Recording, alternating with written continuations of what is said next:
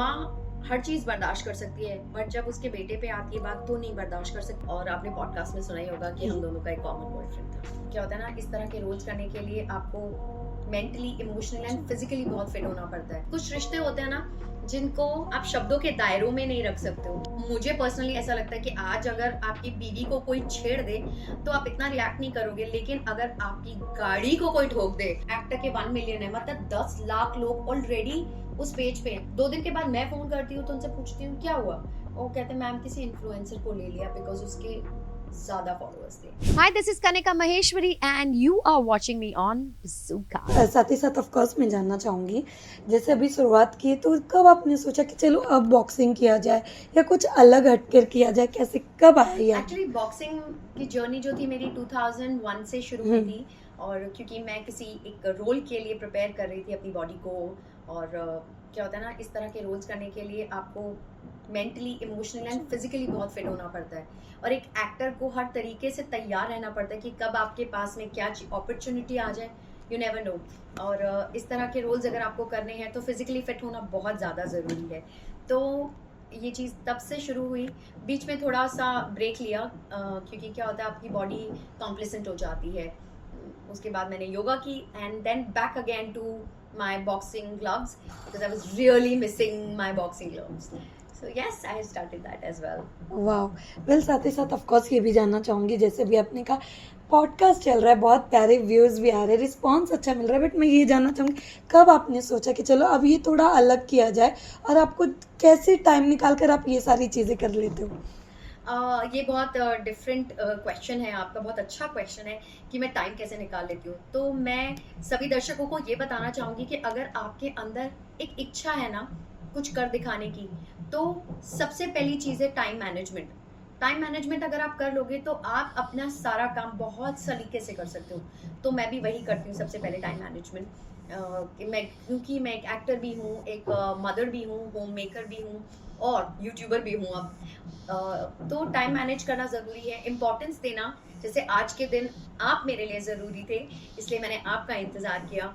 कल मेरा auto affairs important है तो मैं उसको टाइम दूंगी, और परसों शहर होने को है शूट तो मैं उसको इम्पोर्टेंस दूंगी। सो time management is very important. Okay, well last time of course हम गए थे तो नीलम मैम ने आपके बारे में बहुत सारी चीज़ें बोली थी हमें इंटरव्यू में कि आप लोगों का एक बॉन्ड है जो इतना प्यारा बॉन्ड है, क्योंकि उनसे हमने पूछा था अगर किसी को आप सबसे ज़्यादा मिस कर रहे हो, ये याद करोगे और दोबारा हमको इस शो में लाना चाहोगे तो वो कौन होगा, तो उन्होंने आपका भी नाम लिया था। तो क्या कहना चाहोगे सबसे पहले तो उस पर? नीलू वाघेला मेरे लिए भाबो तो है ही, क्योंकि आज भी मैं उन्हें भाबो ही बोलती हूँ, लेकिन मेरी बहुत अच्छी सहेली हैं।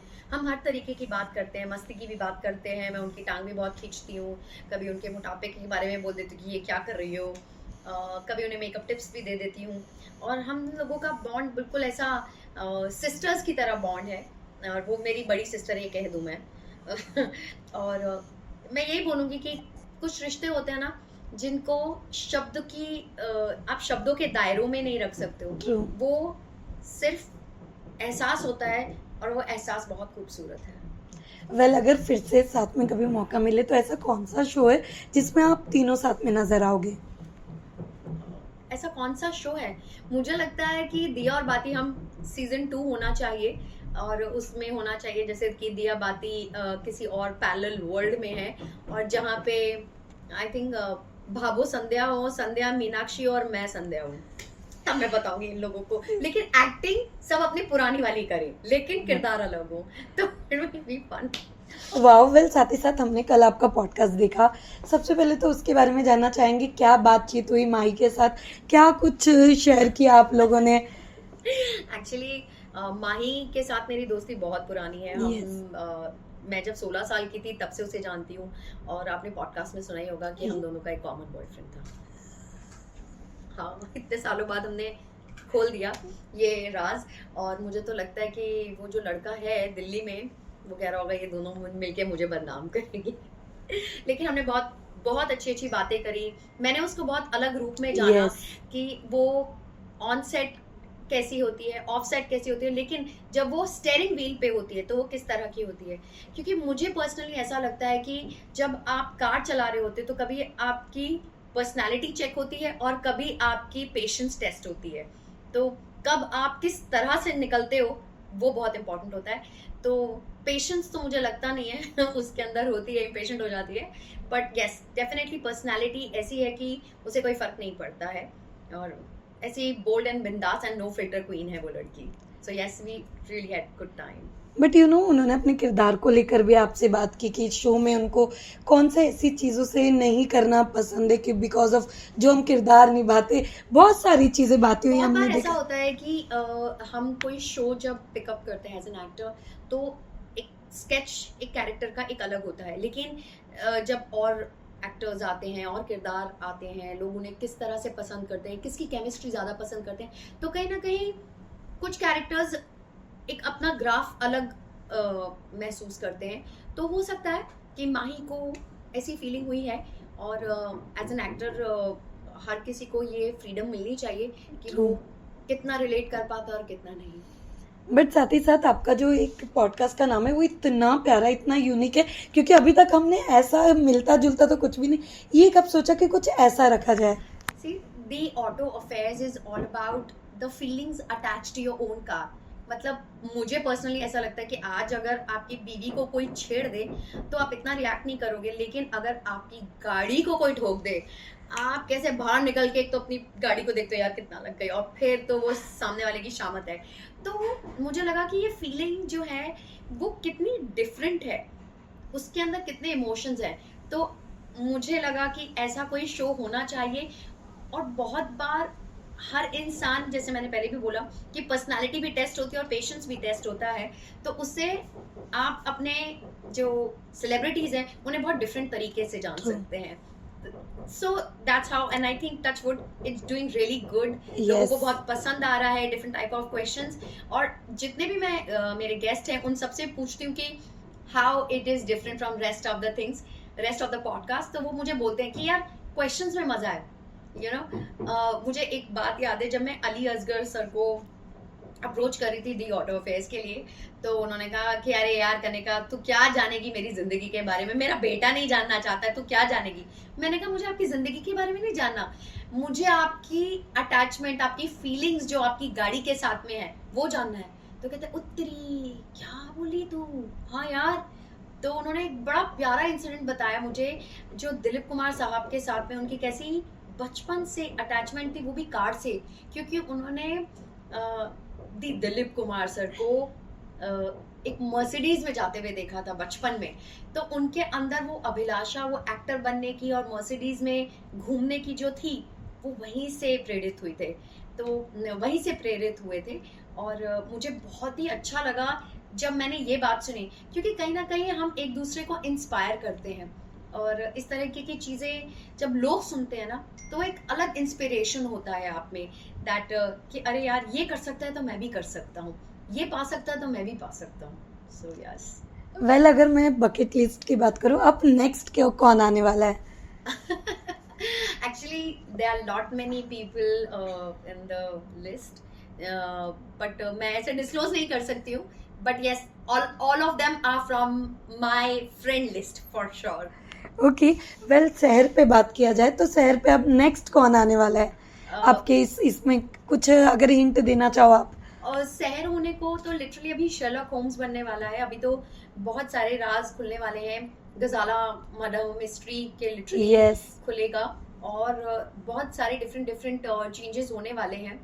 एंड हुस्ना का कैरेक्टर तो मैं क्या ही बोलूँ, हाय गजब है वो औरत, लाइक क्या बोलूँ मैं उसके बारे में, she is literally venom. But हमने ऑनलाइन पे देखा सबसे ज्यादा पाकिस्तान से वॉच टाइम मिल रहा है वह शो को, क्या कहना चाहोगे? क्योंकि बहुत सारी चीजें भी इस पे लेकर हो चुकी है, तो आपका क्या राय है इस पे? कहूँगी हाय गजब, शुक्रिया हमें याद करने के लिए, हमें प्यार करने के लिए, क्योंकि ये कहूँगी बहुत अच्छी बात है, क्योंकि पाकिस्तानी शोज हिंदुस्तानी लोग बहुत देखते हैं। मतलब मेरी खुद की मॉम, मेरी मामीज, मेरी मासीज, वो लोग सब पाकिस्तानी शोज देखते, कहते हैं इसमें ना अलग मजा है, उनकी जुबान बहुत अच्छी है, एक अलग ही फैमिली का जो ट्रायंगल्स होते हैं वो बड़े अच्छे लगते हैं। तो वहां पे हमारा अगर शो पसंद किया जा रहा है तो ये वाली बात है। और I should congratulate the makers. Well साथ ही साथ अगर मैं बात करूँ माही की भी काफ़ी ऐसी चीज़ पहले उनके एग्जिट लेने की बहुत खबरें बाहर आई थी, उस पे आपको जब पता चला होगा तो आपका क्या रिएक्शन था? मेरा दिल ऐसे एकदम टूट सा गया, क्योंकि वो माही ना शो की जान है, और ऑफ द सेट भी वो जान है। अगर वो आती नहीं है तो हम सब वीडियो कॉल करते, क्या कर रही है, अरे यार तू नहीं है, तुम बहुत मिस कर रहे हो। मैं क्या ही कहूँ, मैं उस दिन एक तो सेट पे भी नहीं थी तो इसलिए मुझे पता नहीं। जो बातें हुई हैं वो एक दूसरे के साथ में हुई हैं, तो मैं ज़्यादा कुछ उस पर कह नहीं सकती हूँ, बट डेफिनेटली मैंने जो कमेंट किया था उसकी वजह से जो चीज़ें आउट ऑफ प्रोपोर्शनेट हुई और लोगों के कैसे कमेंट्स आए, वो डिस्टर्बिंग था डेफिनेटली। और उसके बाद जो मैंने लास्ट नोट लिखा सबके लिए अपने इंस्टाग्राम में, वो यही था कि उन्होंने मेरे बेटे के बारे में लिखा था, उन्होंने मेरे रियल बेटे के बारे में लिखा। तो मुझे, माँ हर चीज़ बर्दाश्त कर सकती है, बट जब उसके बेटे पे आती है बात तो नहीं बर्दाश्त कर सकती, and I could not take it. तब मैंने वो स्टेप लिया था। And yes, thankfully all the portals, they, उन्होंने वो लोग मेरे साथ थे। वो मुझे बहुत अच्छा लगा कि सारे पोर्टल्स ने मेरा साथ दिया और पॉजिटिव रिस्पॉन्स दिया that you can not demean anybody like this. Democracy का इस तरह से फ़ायदा नहीं उठा सकते हो। ट्रू, बट जब ये सारी चीज़ें चल रही थी, क्योंकि ये अभी भी बज़ में बहुत ज़्यादा है, Yeah. उस टाइम पे आपको क्या लगता है कि कहाँ से ये मिस लीड हुआ या मिस चीज़ें बाहर आई? और इंटरनली भी हमने देखा कि बहुत कुछ जो पार्टनर्स है उन लोगों ने भी एलिगेशंस लगाए। What you have to say? I don't know what to say on that, क्योंकि मैं पर्सनली ना मैं नहीं जानती हूँ। पर्सनली मैं उनके बेटर हाफ्स को नहीं जानती हूँ, तो बहुत डिफिकल्ट होगा मेरा ये कमेंट करना कि ये क्या था। और सबकी अपनी अपनी चॉइसेस हैं। और रही बात थोड़ी सी मिसअंडरस्टैंडिंग की, वो तो यार आप जब 12-13 घंटे सेट पे निकालते हो, तो आई थिंक हर सेट पे ये चीज़ें होती हैं, कोई बहुत बड़ी बात नहीं हुई है। और मैं तो इतने सारे सेट्स पे जा चुकी हूँ, काम कर चुकी हूँ, तो आई नो व्हाट हैपेंस। और यही बोलूँगी कि अगर मिसअंडरस्टैंडिंग्स हुई भी हैं, तो भी क्लियर हो जाएंगे यार। Time is the best healer. Yes, well but मैं आपसे जानना चाहूँगी, आप इतने पुराने टाइम से टीवी को देख रहे हो, बट अब ऐसा दौर आ गया है कि टीआरपी बहुत मैटर करती है। मैं आपसे जानना चाहूँगी आप इन सब चीज़ों को कैसे देखते हो? क्योंकि पहले ऐसा होता था कि लोगों ने कहा है कि 6 महीने उन्हें दिया जाता था, बट अगर अब टीआरपी नहीं आई तो आपके शोज़ बंद हो जाएंगे। अगर इंटरनली कुछ हुआ तो आर्टिस्ट चेंज हो जाते हैं। इस पे क्या क्या रिएक्शन देना चाहोगे आप? अभी बहुत ही कट थ्रोट कंपटीशन हो गया है। ऐसा लगता है कि आपको ऐसा कुछ करना है कि लोग आपसे अट्रैक्ट हो, राइट। और इतने शोज हैं, और सबसे पहले क्या होता था, पहले माध्यम सिर्फ टीवी होता था और या फिल्म्स होती थी, बस True. ये दो ही माध्यम होते थे। अब क्या है, टीवी है, वेब सीरीज हैं, फिल्म्स हैं, प्लस साउथ की भी फिल्म्स हैं, प्लस बाहर की इंटरनेशनल फिल्म्स भी हैं। पूरा का पूरा पोर्टल आपके पास में है कि आप स्विच कर सकते हो, जो चाहो सिनेमा देख सकते हो। तो उस चीज़ में कंपटीशन बहुत ज़्यादा है, लेकिन एक्टर्स के लिए बहुत अच्छा है, क्योंकि एक्टर्स को बहुत काम मिलता है, वैरायटी है, वर्टिकल शुरू हो गया है। So, Yes. आपके पास में काम बहुत ज़्यादा है, लेकिन बस यही है, चांस है, लक है कि आपका चीज़ें हिट हो गई तो हिट है। एंड टच वुड, मेरी किटी में आज तक हिट शोज आए हैं, सो आई एम वेरी ब्लेस्ड। वाह, बट वर्टिकल पे क्या ओपिनियन है आपका? क्योंकि आजकल वर्टिकल भी बहुत ज़्यादा चल रहे हैं। तो each to its own. Vertical मुझे वो चीज़ नहीं पसंद आई, the kind of way they shoot, की वहाँ पे एक्टिंग नहीं हो रही है, वहाँ पे सिर्फ छपाई हो रही है कि नीचे से कोई प्रॉम्प्ट दे रहा है, जैसे कि यू नो, क्या तुम ऐसा कर सकते हो, क्या तुम ऐसा कर सकती हो, नहीं तुम नहीं कर सकते, नहीं तुम नहीं कर पाओगे, ऐसा हो रहा है। तो that is not cinema, that is छपाई। आर्टिस्ट जब तक उसके पास में स्क्रिप्ट नहीं होगी, वो रीड नहीं करेगा, वो मेहनत नहीं करेगा, वो कैसे परफॉर्म करेगा? और किसी भी सीन में जाने के लिए आपके एक सीन की अपनी गरमाई होती है, एक अपना स्किन ऑफ द कैरेक्टर आपको जाना पड़ता है। इतनी सब करने में तो आपकी रेलगाड़ी आगे निकल जाती है वर्टिकल्स की, तो मेरे लिए थोड़ा डिफिकल्ट है। But never say no to no, never say never, because what happens कि आज मैं आपको ये कह रही हूँ, कल शायद मैं ही वर्टिकल करते हुए देखो, तो can't say much. But you know आजकल एक और चीज़ मैम चलता आ रहा है कि नंबर ऑफ गेम, अगर आपके पास अच्छे फॉलोअर्स है या अच्छी चीज़ है तो इजी वे में कोई भी रियलिटी शो आप बात कर लो या कोई भी टीवी शो की बात कर लो, उन्हें बहुत इजीली मिल जा रहा है। क्या ये चीज़ आप भी देख रहे हो, क्योंकि नंबर के बेसिस पे लोगों को लिया जा रहा है? आई अग्री विद दैट कि नंबर्स के बेसिस पे कि कास्टिंग्स भी ऐसी होती है कि यार इंस्टाग्राम खोल कितने फॉलोअर्स Yes. हैं, क्योंकि एज अ प्रोड्यूसर अगर मैं देखूं तो फॉर एग्जांपल अगर किसी एक्टर के 1 मिलियन है, मतलब 10 लाख लोग ऑलरेडी उस पेज पे हैं, तो मैं 10 लाख को केटर कर सकती हूँ। और अगर मैं ऐसे 1 मिलियन 5 मिलियन 2 मिलियन के लोगों को लूँ तो मेरे पास एक बंच ऑफ ऑडियंस ऑलरेडी है।